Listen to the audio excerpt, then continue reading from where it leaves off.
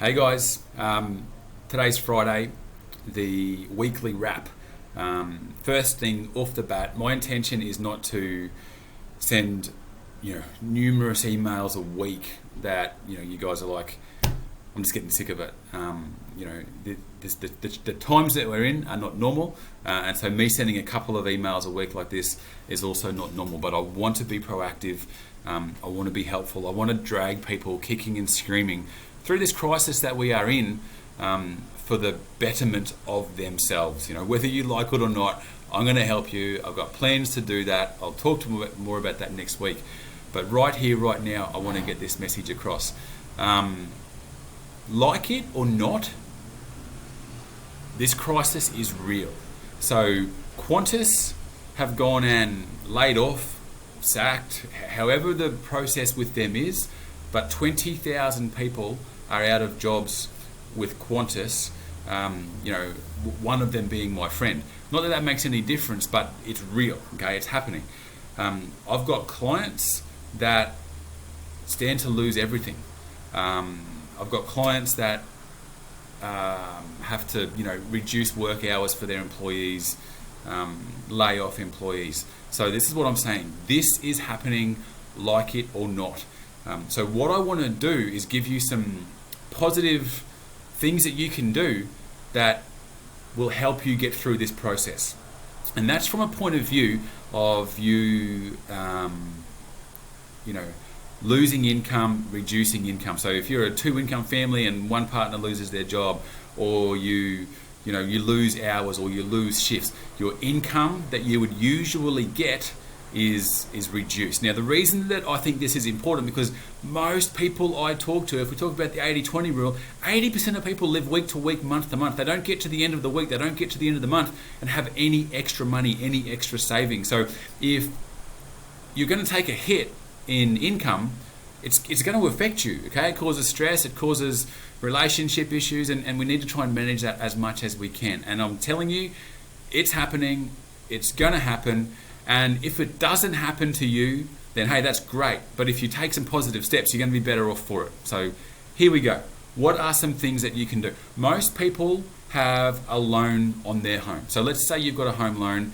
I said this in the last video. Go to the bank and make sure that the interest rate that you're paying is as sharp as it can be. I can't tell you the amount of people that have, this crazy idea that when the interest rate drops, their bank drops them. I can give you so many examples. One client's with a bank that they've got $1 million in loans against $5 million in property. They've been there for 20 years. Their interest rates were at like 3.9%.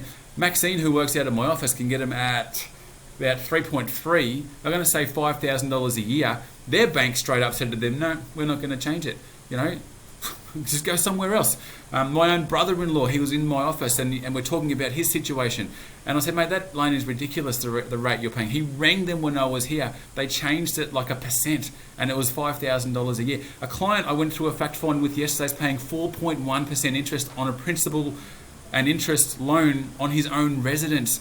He'll be able to get it at under 3%. Okay, so that's one thing. Look at your loans. Make sure that you're not paying more than you did, not a cent more. These banks are making billions of dollars. You don't owe them a thing. If money is going to be an issue, if you're paying principal and interest, maybe consider going to interest only for a period of time. Okay, I'm talking to people here who are worried about cash flow. Like I said, most people work month to month. They get to the end of the month and they don't have any extra money for savings. So here's some tips for you. Consider going interest only from principal and interest. Ideally, you'd like to change that back once we get through this, but that's an option for you. If you get bills, this is what I do for myself and I love it. My rates, my insurance, any big bills, I pay monthly. So let's say if you get the rates bill in and it's $2,000, and you're like, wow, I've got to find $2,000, pay it monthly. Instead of spending $2,000 out of your bank account, it's $180 or something like that a month. Do that. Okay, you're going to be left with the lump sum, and it's easier to budget cash flow. You don't have this ups and downs of money in your bank. You've just got a situation where it's a flatter line, and you're better for budgeting, better for cash flow.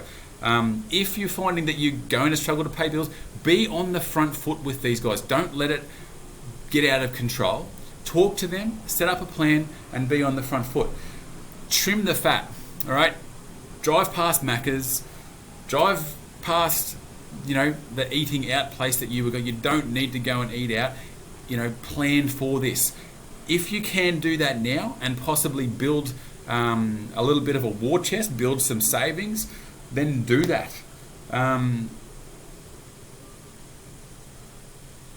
That's just building an emergency fund. You've got some money for a rainy day. Most people don't have it. You would be surprised. Most people I talk to, how much do you have in the bank? Oh, 2,000, 3,000, whatever's left out of the last pay, with a few bills to pay before they get the next one. But guys, I'm saying to you, this is happening. You need to get your head out of the sand. You need to understand that this could affect you and prepare for it, okay? Be ready. If it doesn't affect you and you take some positive steps, you're going to be better off for it. If it does affect you and you've taken some positive steps, you're going to be able to manage it, okay? I've got clients that it's affecting. The news is nothing but bad news. The share market's, don't even want to talk about it, but it's not good anywhere at the moment. The media have got a lot to answer for, and I'm not even going to go there either. But I'm just saying, be prepared. Look at the way people act. Look at the way people act in supermarkets.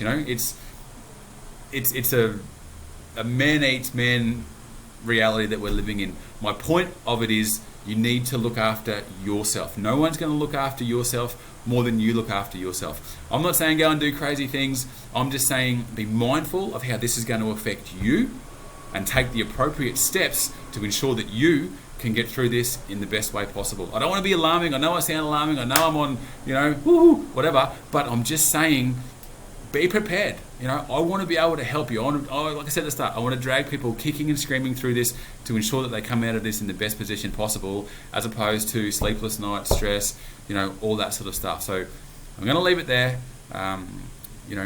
Appreciate your feedback. If you want me to talk more, talk less, talk about different topics, how does this work, how does that work, can this benefit me, whatever.